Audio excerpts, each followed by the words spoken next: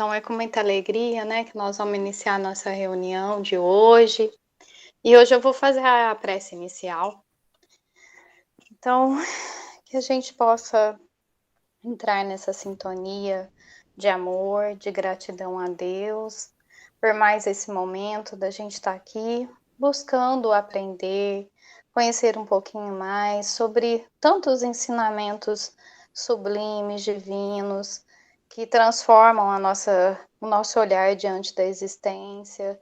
Então, é com muita gratidão à espiritualidade, ao Kardec, que a gente vai iniciar essa reunião de hoje, pedindo à espiritualidade maior, muita intuição, muitos bons pensamentos, para que a gente realmente reflita e traga lições para a nossa vida, para que a gente possa ajudar a nossa evolução e a de todos os que estiverem à nossa volta. E que as nossas vibrações de amor possam ser irradiadas a todos os seres que existem, principalmente aqueles que estiverem em sofrimento, tanto no mundo espiritual como aqui na Terra. Então, que Deus esteja conosco, que a gente possa absorver ao máximo cada pensamento, cada sentimento colocado nas palavras do Kardec, expressados pela espiritualidade maior. Muito obrigada, Senhor, que assim seja. Com você, Adolfo. Com o Dudu. Compartilha a tela aí para nós, Dudu. Boa noite, viu, gente? Para quem eu não falei boa noite. E vamos que vamos, né? Vamos estudar. Página 63. Eu não sei se alguém em casa está lendo assim, um pouquinho antes, né? A gente vai devagar aqui na leitura. Mas em casa, quem tiver a oportunidade de ler um pouquinho, né? Para já chegar aqui com o texto lido, seria interessante. Agora, claro, né, a gente sabe que todo mundo tem muitas atividades e tal, então, se não tiver tempo também, não tem nenhum problema, não, tá bom? Então, vamos lá. Vamos lá. Continuando, então, no primeiro parágrafo da página 63. A ciência enganou-se quando quis experimentar os espíritos, como experimenta uma pilha voltaica. Foi mal sucedida como devia ser, porque agiu visando uma analogia que não existe. E depois, sem ir mais longe, concluiu pela negação, juízo temerário que o tempo se encarregou de ir emendando diariamente, como já tem emendado outros. E àqueles que o preferiram restará a vergonha do erro de se haverem levianamente pronunciado contra o poder infinito do Criador. Bom, por que Allan Kardec fala que a ciência se enganou quando quis experimentar os espíritos? Que a ciência, já falei isso em outras oportunidades, ela tem como objeto de estudo o homem, a matéria, o mundo material. E tendo o homem como seu objeto de estudo, tendo a matéria como seu objeto de estudo, tendo o mundo material, ela realmente ela ia falhar, né, ao estudar o espírito, né, ao estudar o mundo espiritual. O espírito, o mundo espiritual, a relação dos espíritos com o nosso mundo, esse é outro objeto de estudo.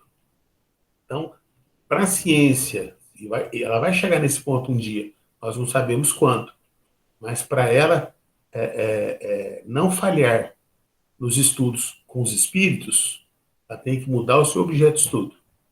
Mas para ela mudar o seu objeto de estudo, a humanidade tem que evoluir muito. Porque ainda o que prevalece é o pensamento materialista. Né? E nesse sentido, a ciência é materialista. Né? Ou ela se utiliza de teorias materialistas. Né? Não que todo cientista é materialista, não é nada disso. Tem cientista espiritualista. Tem cientista que, inclusive, fala assim, ó, não, eu acredito que existe alguma coisa, né, que possa explicar o universo, né, que possa explicar a vida humana, essa perfeição, mas não pode ser a religião. Por quê? Infelizmente, a religião, como já também falei em outras oportunidades, a religião, ela apregou uma fé cega, ao contrário da ciência. E a ciência, o que ela prega? O mesmo que o espiritismo. Não digo uma fé, mas um conhecimento produzido a partir da razão, a partir da dúvida, a partir do questionamento, né? Então, a partir da negação, você vai negando até poder chegar e afirmar que aquilo existe, né? Em outras palavras, o Espiritismo, ele utilizou da metodologia da ciência, né? Kardec utilizou dos conhecimentos que ele tinha na época. Até nós já falamos sobre isso semana passada, né? E só que Kardec ele adequou a metodologia científica para o seu objeto de estudo, né?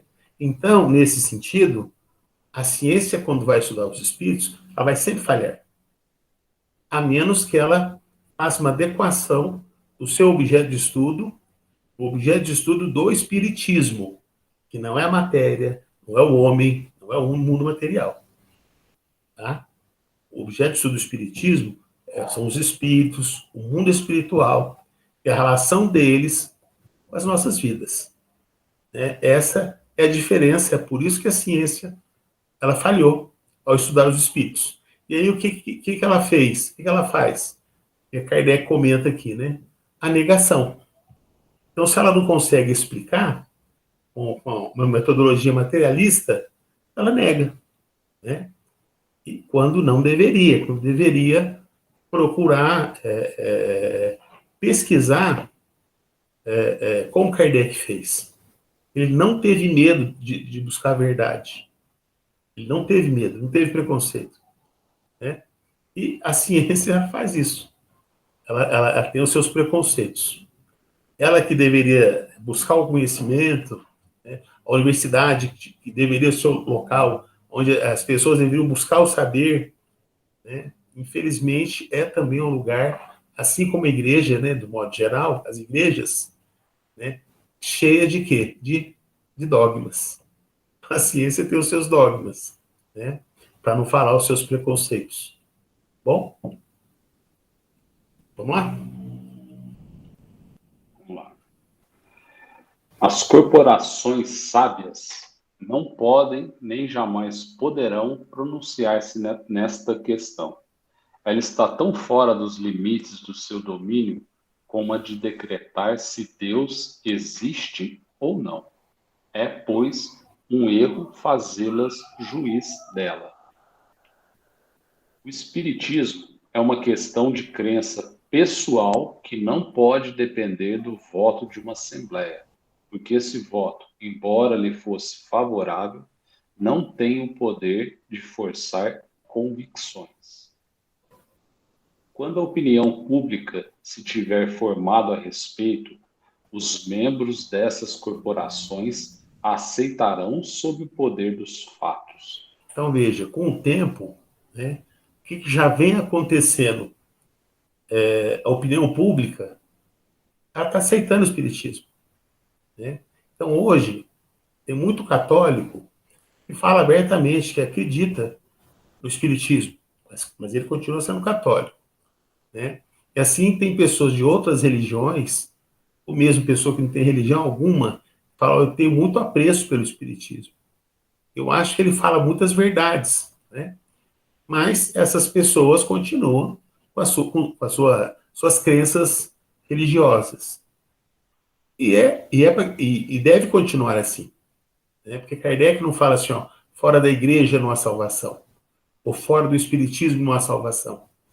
Então, o católico, ele não precisa deixar de ser católico e se tornar espírita, né? Ele não precisa disso. Mas ele precisa estudar as leis, né, que regem o mundo espiritual. Ele precisa estudar as leis das quais nós encontramos no Espiritismo, a explicação dessas leis, né? Por isso que o Espiritismo, nesse sentido, ele traz o quê? Uma revelação, né? E é a vontade de Deus.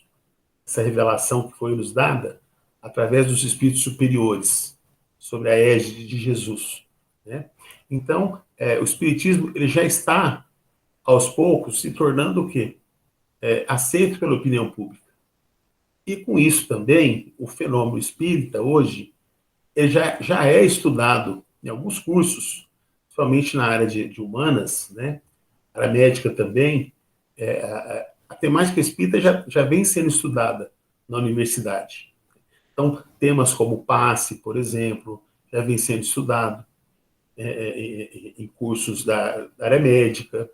Na história tem não só a questão da própria história, né, mas também a questão do estudo da cultura. Então, hoje o espiritismo ele está presente na formação cultural do povo brasileiro, né? Então, ele entra também nos cursos de humanas, né, como algo que é impactante, né, na formação cultural do nosso povo. Então, já entra na nossa história. Então, aos poucos, a ciência já começa a estudar a temática espírita. Agora, até chegar no ponto de estudar todos os princípios, isso ainda vai um tempo ainda, demorar um pouco. Mas nós estamos caminhando, né?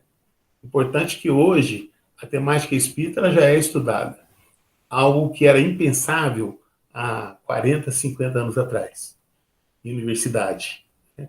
Isso era impensável. Hoje não, isso já é pensável, é discutível. Então tem muitos projetos sobre temática espírita nas universidades. Pesquisadores espíritas e pesquisadores não espíritas. Tá? Então isso que é aos poucos, né? O que Kardec falou nesse parágrafo aqui, ó, né? Que o espiritismo, quer dizer, os membros dessas corporações, é da academia, das universidades, né? Aceitarão sob o poder dos fatos. Né? É isso que está acontecendo aos poucos. E vai acontecer ainda durante muito tempo aí para frente. Ok? A Lucélia, acho que quer falar, Lucélia? Eu Opa. quero perguntar. Manda. É o seguinte, nós sabemos que a ciência que estuda o espírito, não é? Não é a mesma ciência que estuda matéria, certo? É isso, certo? Então, mas ao mesmo tempo, eu posso dizer que a ciência está se misturando com a ciência espiritual. Por exemplo, quando a maioria das crenças religiosas afirmam que Deus criou o homem ali bonitinho, né? Adão e Eva, para encurtar a conversa. Nós sabemos que a ciência diz que nós evoluímos. Kardec coloca isso, certo? Que é totalmente lógico, certo? Então, de alguma forma, assim, eu posso entender que a ciência também está se envolvendo com a ciência espiritual, e não na sua totalidade, mas em determinados pontos. Percebe a pergunta? Ou Percebo. está errado a gente fazer isso?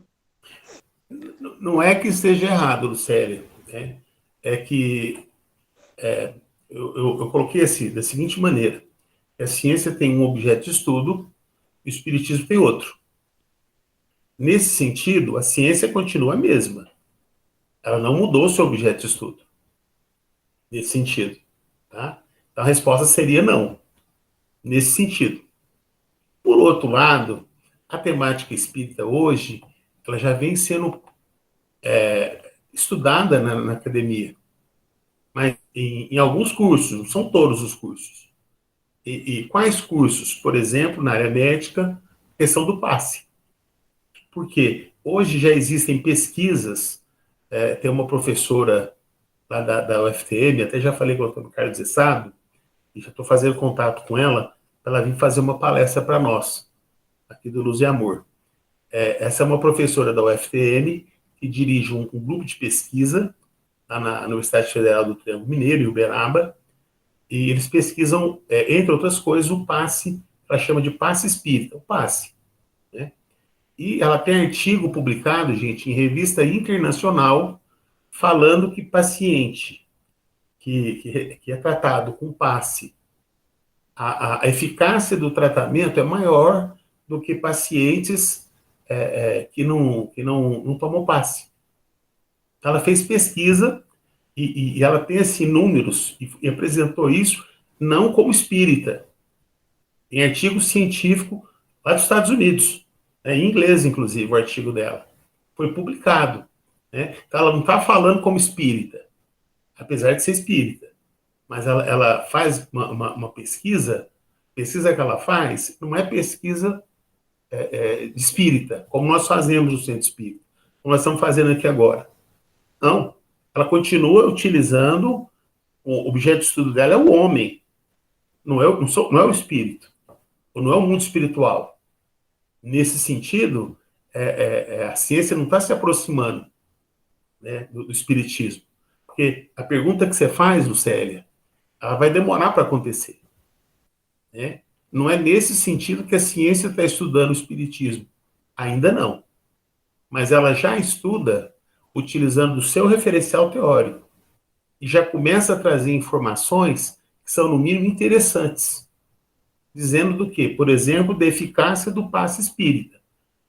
Então, é a pessoa que está doente, que está fazendo tratamento, está internada no hospital, que toma passe, né? Isso ela já prova cientificamente que a eficácia do tratamento é maior. Entende?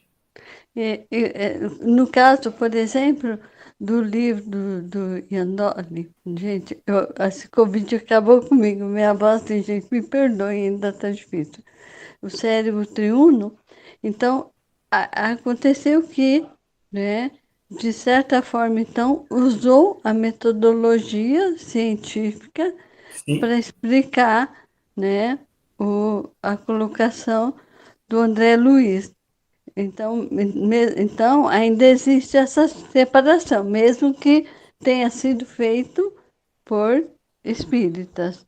Porque, veja, quem trouxe para nós essa grande contribuição da glândula pineal é o André Luiz Espírito, Isso. através da psicografia do Chico Xavier.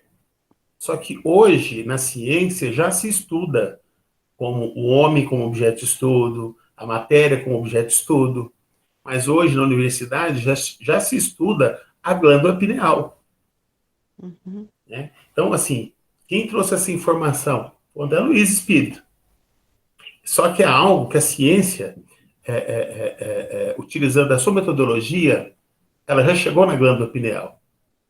Entendi. Agora, com a metodologia científica, ela ainda não vai falar, por exemplo, da reencarnação. Uhum. Vai em cursos como, por exemplo, parapsicologia. E aí é um debate, parapsicologia é ciência ou não é? Aí tem um debate. Né? A própria psicologia, às vezes até no curso de psicologia, né, eles podem tratar de questões que envolvem, por exemplo, a pessoa que tem um conflito, então faz um tratamento, como é que fala lá, de regressão de memória. Na clínica, com psicólogo, coisa profissional, não tem nada de espiritismo, e com psicólogo pode chegar numa outra encarnação. Pode não, tem casos que a pessoa fala de outra encarnação. Isso aparece em congresso de psicologia. Agora, o psicólogo, ele não vai falar que existe vida anterior. Mas ele vai dar uma explicação para essas memórias. Né? Então, nesse sentido, por exemplo, nos anos 50, não vou lembrar agora qual o ano correto, mas na Universidade de Virgínia, o professor Ian Stevenson, lá nos Estados Unidos, começou uma série de pesquisas sobre crianças, né, que, com idade de 5, 6 anos de idade, e a criança um dia acorda falando assim, ó, eu sou fulano de tal, minha casa fica em tal lugar, às vezes até falando outro idioma. Tem um caso do Brasil, né, que o Oriano Guimarães Andrade pesquisou, a menina começa falando italiano. E o pai não falava italiano, a mãe não falava italiano. Né? E ela nunca aprendeu italiano, nunca estudou italiano. E a criança começa a falar italiano. E eles começam a registrar. Né? o professor passa a ter acesso a esse tipo de memória, né?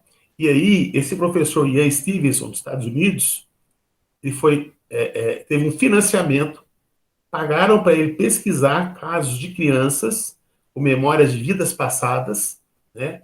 Aí ele cria uma metodologia científica que não tem o espírito como objeto de estudo, não tem o mundo espiritual como objeto de estudo, é uma metodologia da ciência materialista, e em muitos casos ele fala assim, ó, o que melhor explica isso é a reencarnação. Né? Então, o termo que ele usa, casos que sugerem reencarnação. Né? Para esse tipo de memória, tem um outro amigo dele, que é um indiano, professor, o primeiro nome eu não lembro, mas o sobrenome é Banerjee, também não sei se é essa a pronúncia. Então ele cria o professor Banerjee, esse indiano, ele cria um termo, memória extracerebral. Né? Aí o que acontece? Na academia tem um debate, né, para a questão de memória. Então nós vamos encontrar autores lá na academia, tá? Não tem nada de espiritismo, falando que a memória ela fica armazenada no cérebro, ela vai falar em que parte do cérebro ela fica. Né? Então tem, por exemplo, autores que vão falar da memória de curto prazo, onde ela fica armazenada, da memória a longo prazo, onde fica armazenada. E já tem autores hoje que vão dizer, e não tem nada de espiritismo isso, gente, que a memória não fica armazenada no cérebro, ela fica armazenada em outro lugar. Só que eles não vão falar de espírito, não tem espiritismo aí. Né? E o professor Banerjee, para essas crianças que nascem com memória, uma outra encarnação, ele vai chamar de memória extracerebral, quer dizer, que não está no cérebro. Né? E casos que eles foram checar e comprovaram realmente o que essa criança está dizendo bate. Existiu uma pessoa com esse nome, né, com essas características, dando detalhes. Aí tem um caso em Franca, no livro Encarnação no Brasil, Fernando Guimarães Andrade, teve um caso em Franca do menino que nasceu, o bairro que ele morava, acho que era no Paulistano, falando assim, ó, não, eu moro lá no bairro de Miramontes. Aí ele conta a história. E o doutor Agnello Morato foi atrás, depois esse pesquisador, Hernando Guimarães, veio também a Franca, né? E realmente o que essa criança está falando bate. E, inclusive, esse senhor, ela fala que era um senhor, era um curandeiro. Esse curandeiro, eu fico até arrepiado, gente. Ele tratou do pai desse menino quando o pai era criança. Olha só. Né? Então, o pai desse menino, quando era criança, esse curandeiro tratou dele.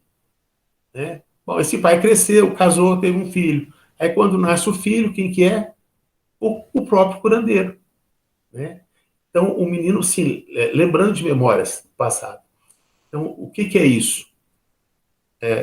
De fato, são memórias de outra encarnação. O Espiritismo explica isso. Né? Agora, a ciência também está estudando.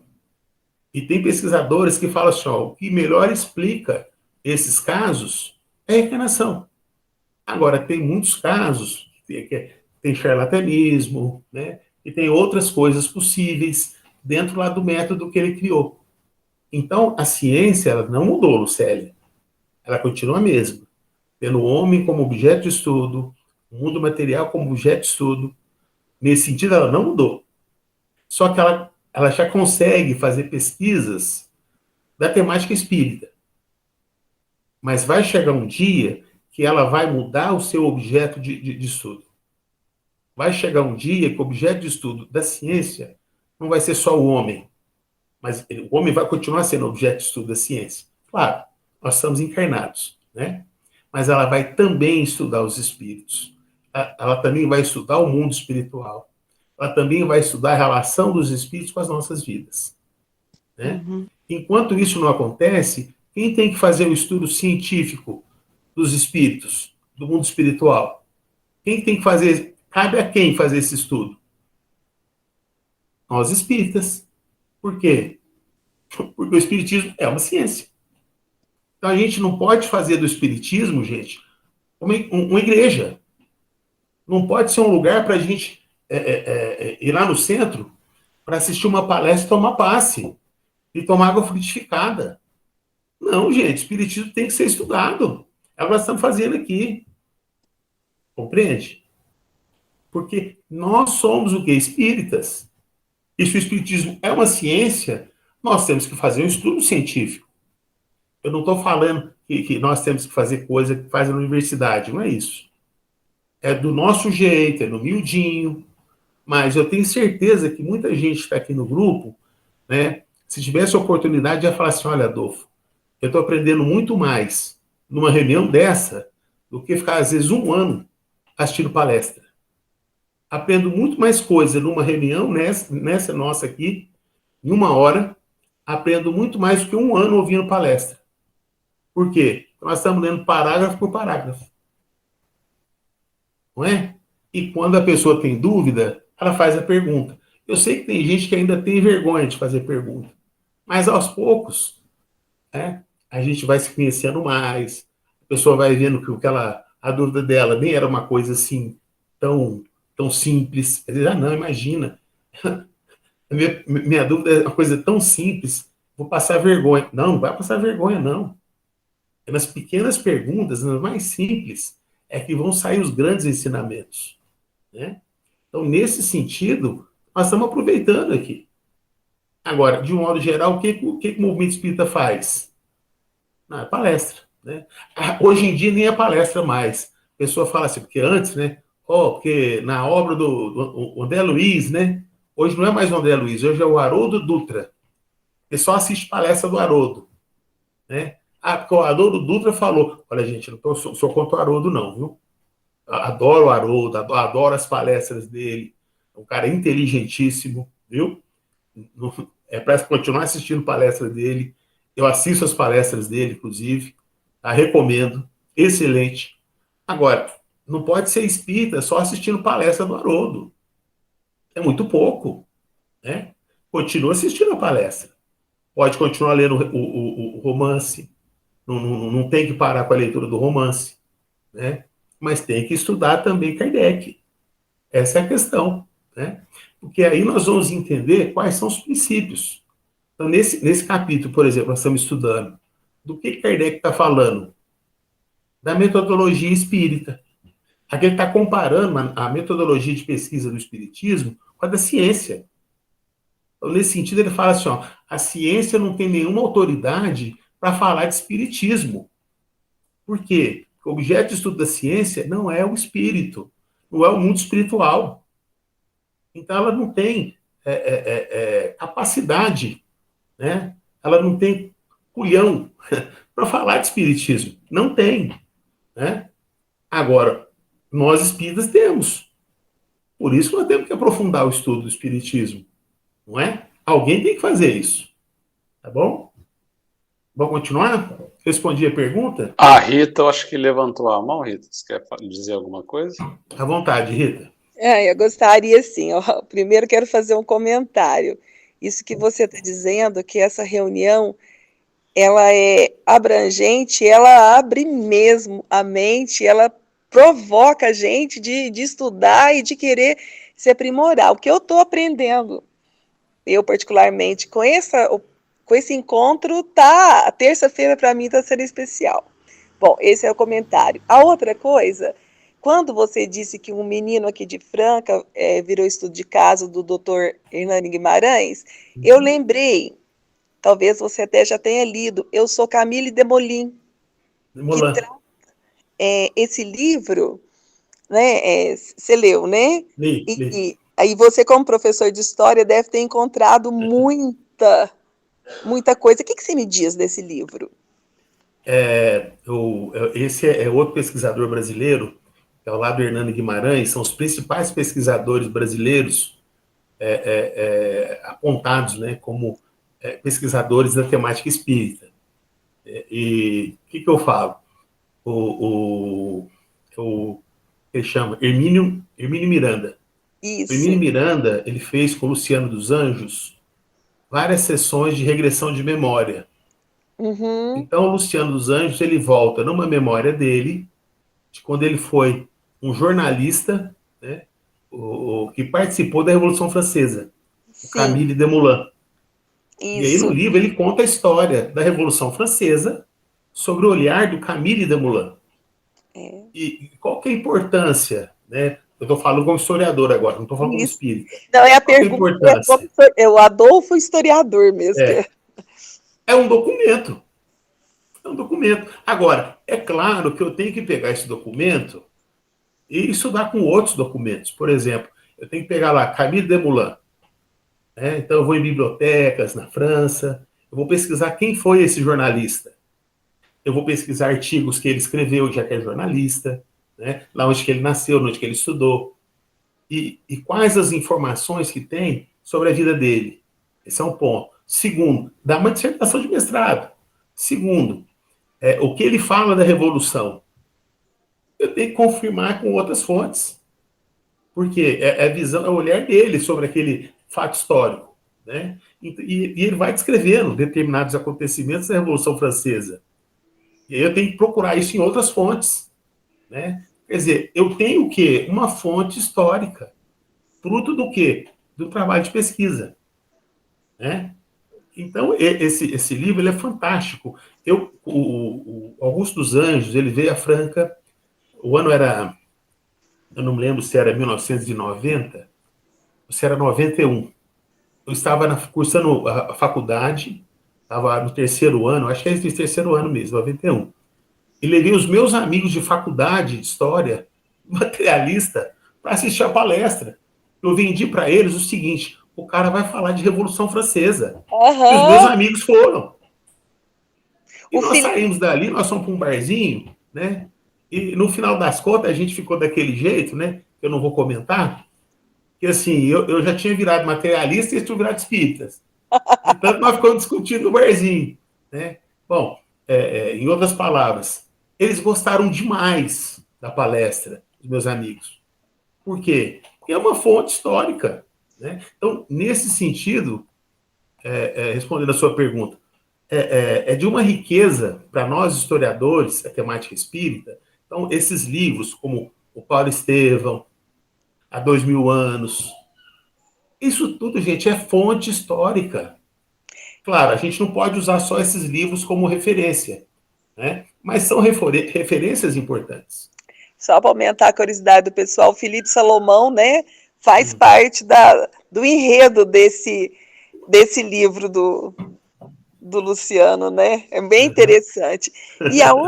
E a outra questão é que a ciência, a Lucélia, né, ela tinha feito aquela pergunta, a ciência, nós temos na área médica pesquisas com metodologia espíritas, né? Espíritas com metodologias apropriadas, fazendo pesquisas maravilhosas, que eu já falei uma vez do é, Sérgio Felipe e também o Jorge Andréa, né? O Jorge Andréa também, dentro da área médica, ele tem pesquisas que são muito interessantes. Tem um filósofo francês que ele escreve um livro, Fenomenologia da Percepção. Então, essa fenomenologia da percepção, que é uma coisa que acontece no corpo, né? Que tudo se dá no corpo do homem, fica faltando um outro lado, fica faltando uma outra parte, que é a parte do espírito, né, no comando desse corpo.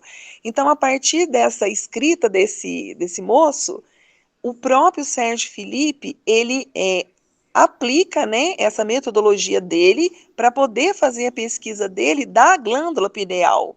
E ele vai fazer em laboratório cortes, né? Cortes laboratoriais, vai fazer estudos minuciosos dentro, ele como espírita, né? Ele disse que foi até influenciado por esse Jorge Andréa, o Dr. Jorge Andréa, para poder fazer essa pesquisa. E aí nós, né, como espíritas, fazendo estudos, que vai poder clarear para esse outro ângulo, né, para clarear para a metodologia, vou chamar aqui totalmente materialista, né? Porque Sim. nós estamos na matéria, né? Nós estamos a capacidade do homem é ainda fazer análise através dos sentidos, dos 5 sentidos, né? Muito bem. Então, Ô, Rita, passa para nós depois aí no chat o nome do livro e o autor, tá? qual? Do Esse Fenomenologia da Percepção? da percepção, Beleza, vou ver se eu Passa consigo para aqui. nós aí, Eu sou tá? aprendiz, viu, aqui nessas tecnologias aqui. Tá. Ou então você repete o nome, que está gravado, e Aqui, depois a gente pode. Fê. Consegui, Fê. Ah, conseguiu. Tô Tá. conseguindo aqui. Vou fazer uma propaganda, viu, gente? São 2 grupos que tem em Franca, um é dentro da nossa casa, do Luz e Amor. Sábado de manhã, das 9 às 10. Nós temos um grupo que nós estudamos a Revista Espírita, é um estudo compartilhado com as demais obras de Kardec.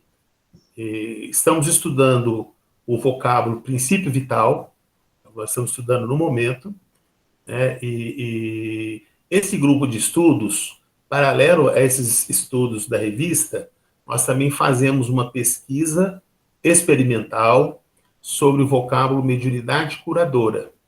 Então, já analisamos 2 casos de cura aqui em Franca, né?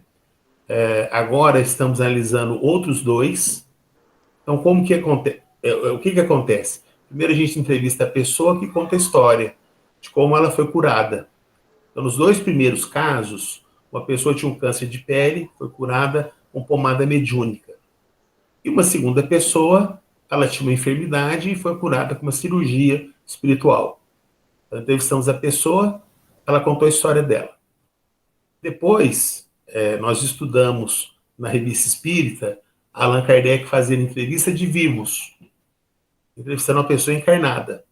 Vimos como é que ele fazia e tal, e evocamos essas 2 pessoas, uma numa reunião, outra na outra reunião, claro, não foi no mesmo dia, né? Lá no sábado de manhã.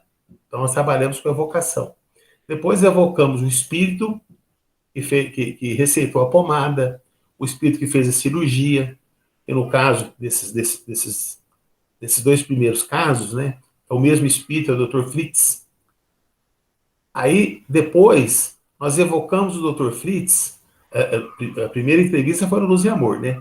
A segunda, nós fomos lá no médium, que atende o Dr. Fritz. Entrevistamos de novo o Dr. Fritz, né? Para comparar, assim, o que o espírito estava falando. Comparando a pessoa que foi entrevistada na entrevista de vivos, quer dizer, a médium, as médiums, não tinham acesso à pesquisa, então as médiums não sabiam do que se tratava, e muda só o vocabulário, mas o que o espírito fala é praticamente a mesma coisa. Quer dizer, como que uma médium que não teve contato sabia daquelas informações? E aí eu falo como pesquisador. Para o pesquisador, entrevistando 2 pessoas diferentes, estão falando do mesmo caso, né? É claro que a médium, como espírita, eu sei que a médium não é a médium que está falando, é o espírito. Mas como pesquisador, utilizando o método da ciência, estou entrevistando 2 pessoas, fazendo a mesma pergunta. Aí eu fiz uma viagem a passeio, fui lá para o Espírito Santo. E conheci um pessoal do Espírito Santo, uma outra oportunidade eu conto sobre isso. Agora não tem tempo para explicar, infelizmente. E fui entrevistar esses espíritos lá no Espírito Santo, com médios que nunca não são de Franca. E só não fizemos mais entrevistas esse ano que passou por conta da Covid. Assim que a gente tiver condições, ainda vou em algumas cidades aqui da região para entrevistar esses mesmos espíritos, repetir algumas perguntas, que é do nosso interesse da pesquisa, né? Para depois a gente poder falar, não, isso aqui é verdade ou não é. E no meio dessas perguntas, gente, tem revelação de espírito superior sobre manipulação de fluidos. Informações que nós não divulgamos, não falamos para ninguém, porque por enquanto a gente não sabe.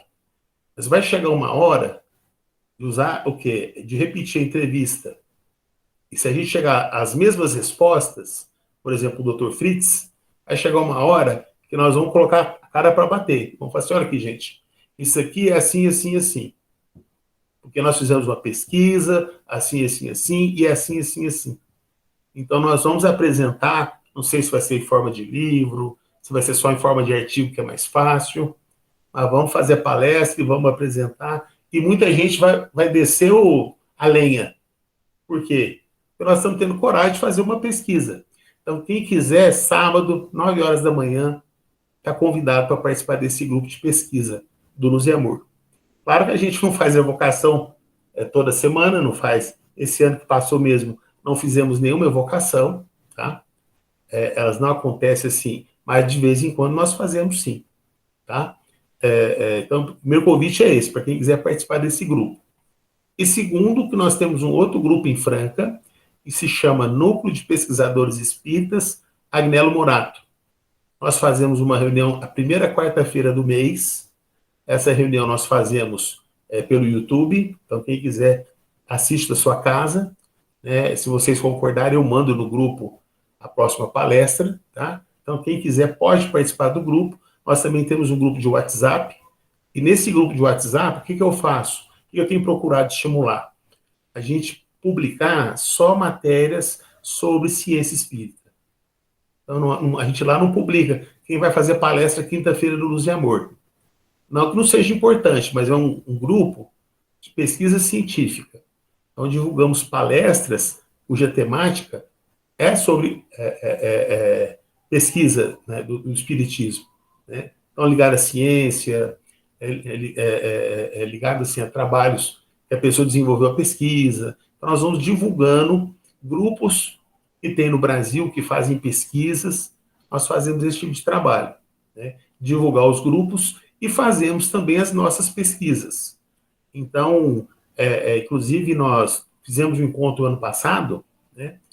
E fruto desse encontro, nós temos alguns artigos, até tem um artigo meu, sobre reencarnação, foi o tema do encontro do ano passado.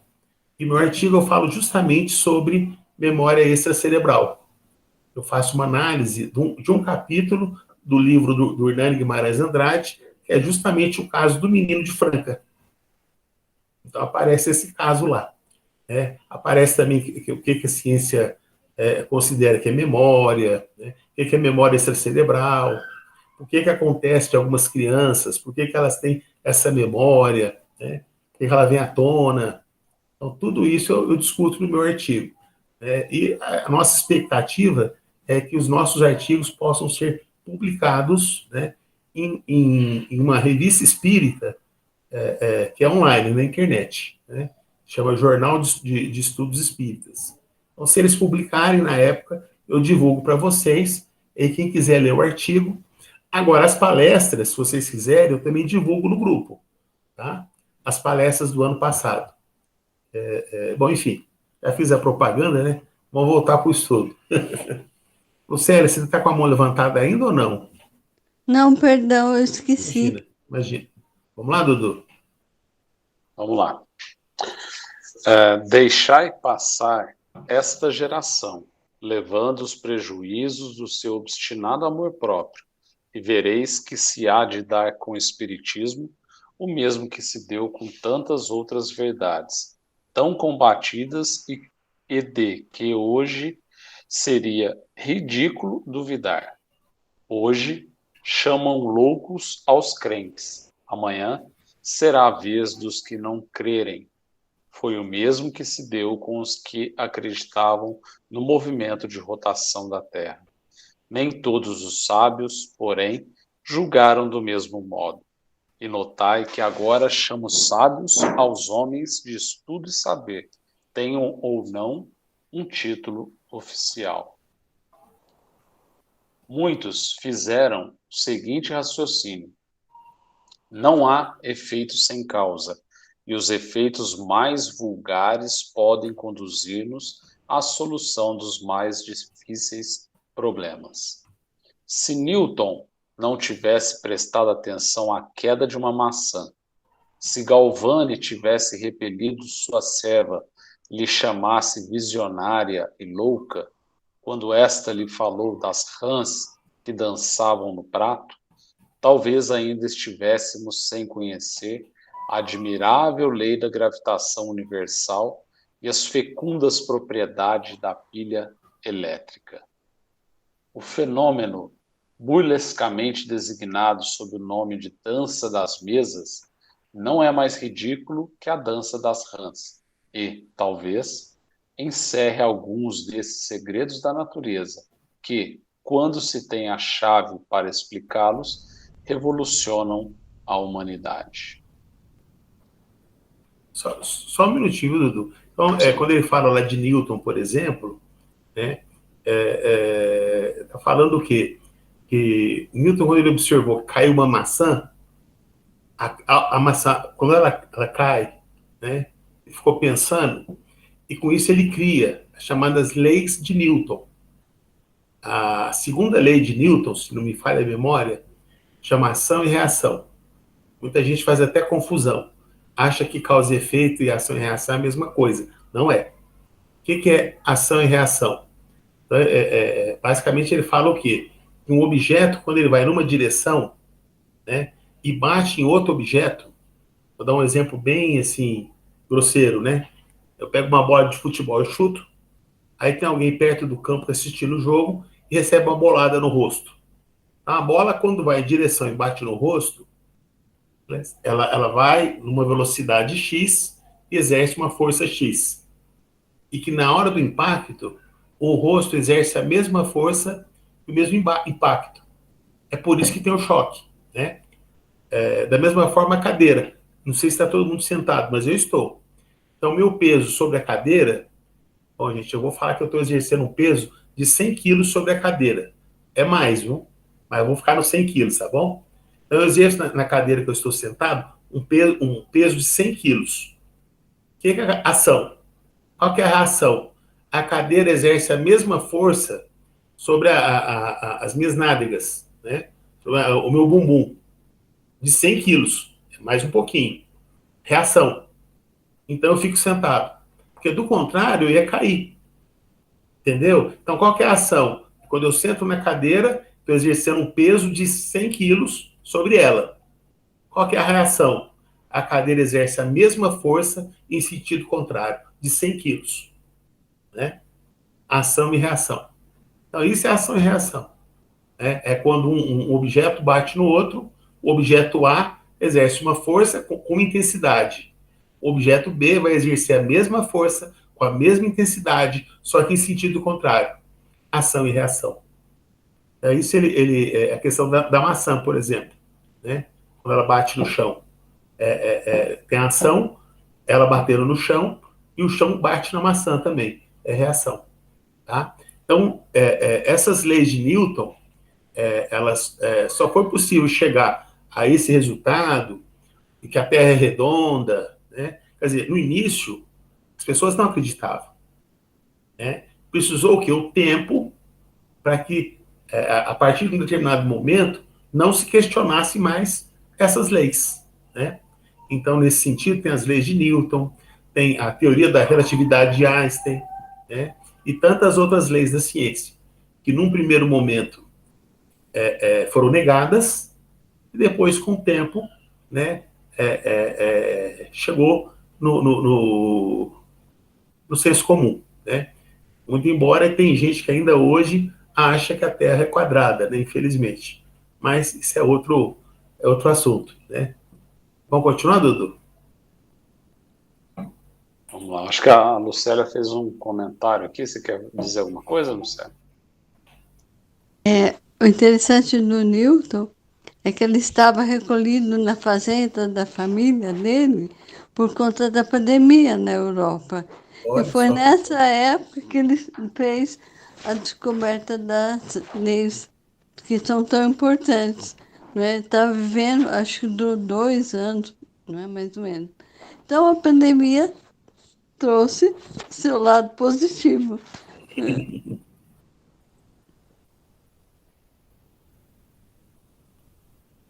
Vamos lá?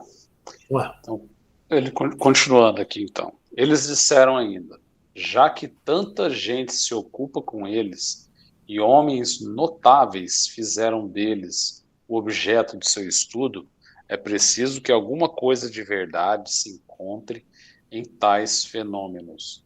uma ilusão, uma farsa, se o quiserem.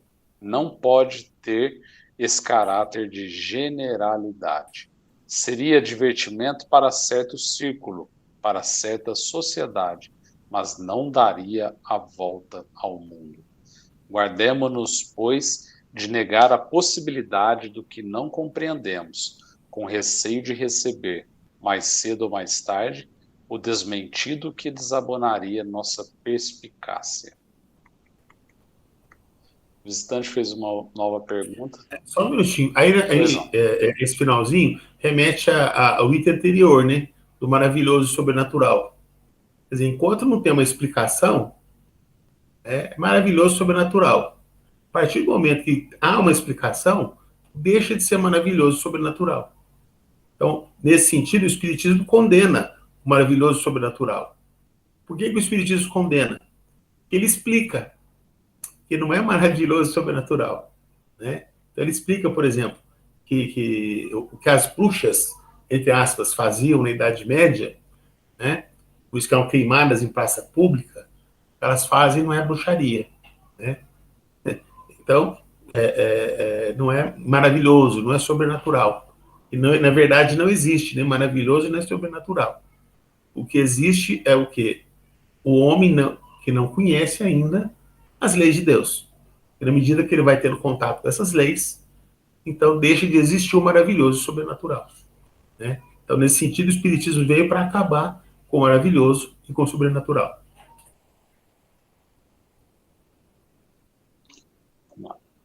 Visitante, perfeitamente. Eis aí um sábio raciocinando com sabedoria e prudência. E, sem ser sábio, eu penso igualmente. Notai, porém, que ele nada afirma, mas duvida. Ora, qual é a base em que se firma a crença na existência dos espíritos e, sobretudo, na sua comunicação conosco? Que pergunta boa, hein? Allan Kardec. Essa crença apoia-se sobre o raciocínio e sobre os fatos. Eu próprio não a adotei senão depois de meticuloso exame. Tendo adquirido, no estudo das ciências exatas, o hábito das coisas positivas, sondei, perscrutei esta nova ciência nos seus mais íntimos refolhos. Busquei explicar-me tudo, porque não costumo aceitar ideia alguma sem lhe conhecer o como e o porquê. Eis o raciocínio que me fazia um sábio médico, outrora incrédulo e hoje fervoroso adepto. Só um minutinho. Tá claro o pensamento de Kardec aí, né, gente? Ah, que beleza de resposta, hein? Não tá claro?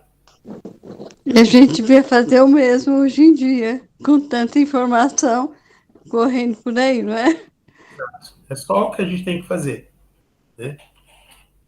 Vamos lá no exemplo do médico, sabe o médico? Dizem que seres invisíveis se comunicam. Por que negá-lo? Antes de inventar seu microscópio, suspeitava alguém que existissem esses milhares de animálculos que causam tantos estragos à economia? Onde a impossibilidade material de haver no espaço seres que escapem aos nossos sentidos? Teremos, acaso, a ridícula pretensão de saber tudo e de dizer que Deus nada mais nos pode revelar? Se esses seres invisíveis que nos rodeiam são inteligentes, por que não poderão comunicar-se conosco? Se estão em relação com os homens, devem desempenhar um papel no seu destino, nos acontecimentos da vida destes. Quem sabe se eles não constituem uma das potências da natureza, uma dessas forças ocultas de que nem suspeitávamos?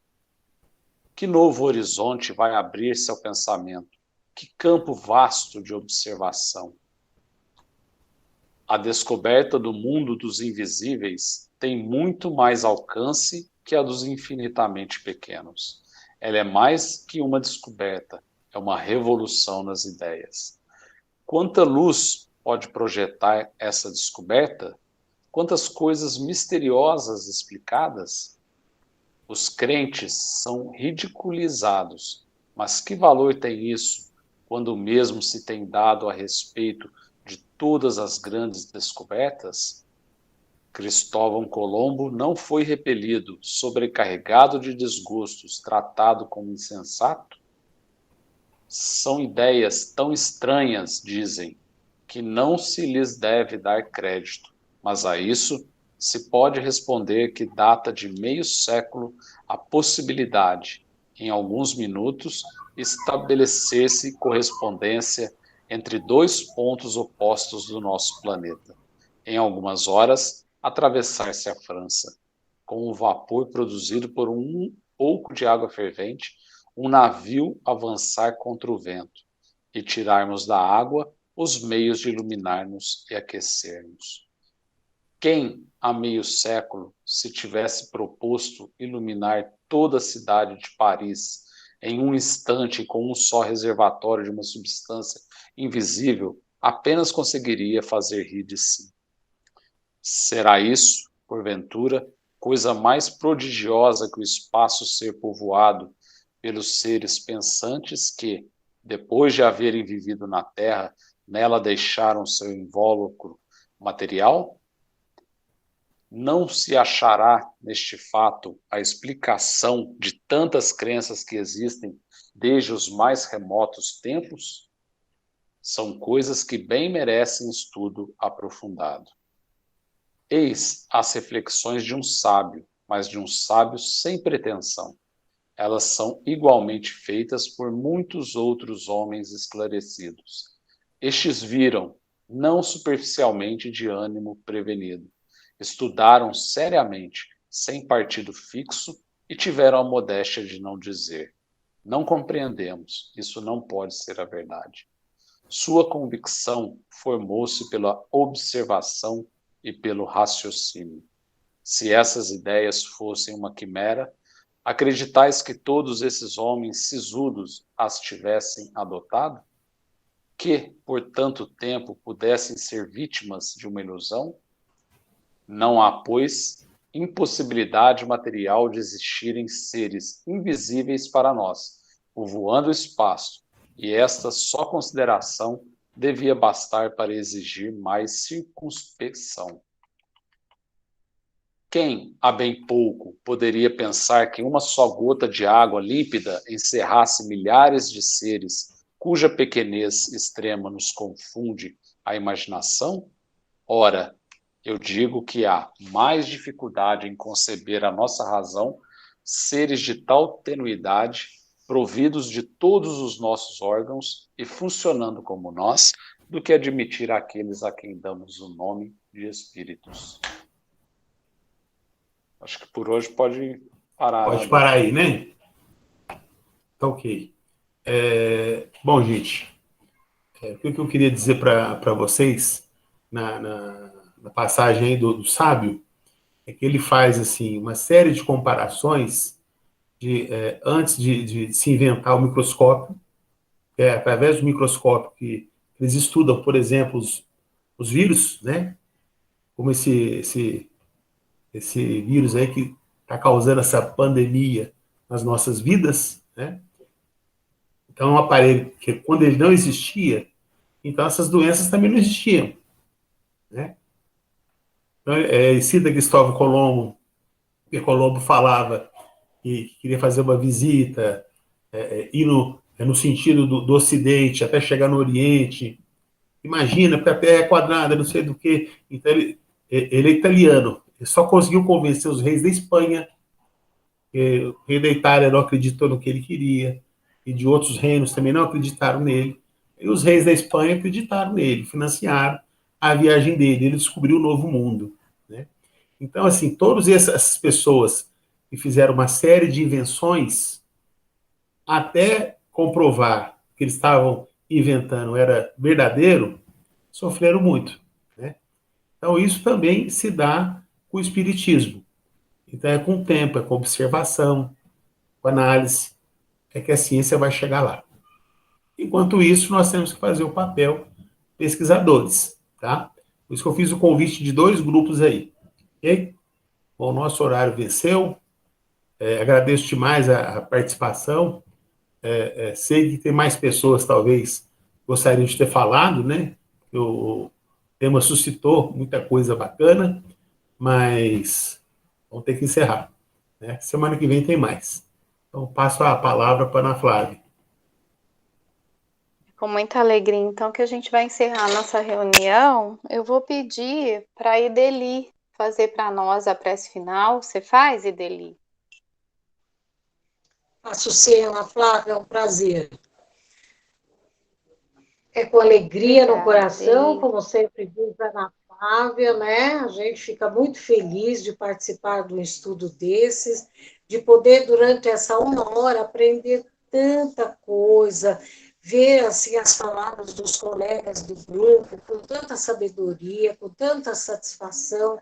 A gente gostaria que muito mais pessoas pudessem participar, porque tudo que faz bem para a gente gostaria que outros também tivessem essa possibilidade. Mas, enfim, vamos aproveitar ao máximo e agradecer muito a Deus que nos proporciona essa oportunidade, a Jesus, nosso mestre amado, a Kardec por tanto ensinamento, por tanta sabedoria, por tanta determinação em deixar essa doutrina para nós. E a todos nós também, essa gratidão a todos do grupo, pela participação, pela companhia, né? Outro dia eu agradeci o Adolfo por estar trilhando conosco esse trecho da vida. E agradecemos a todos também, a todos desse grupo querido que caminham conosco e que nos proporcionam momentos de tanta felicidade, de tanto aprendizado. Obrigada, Senhor.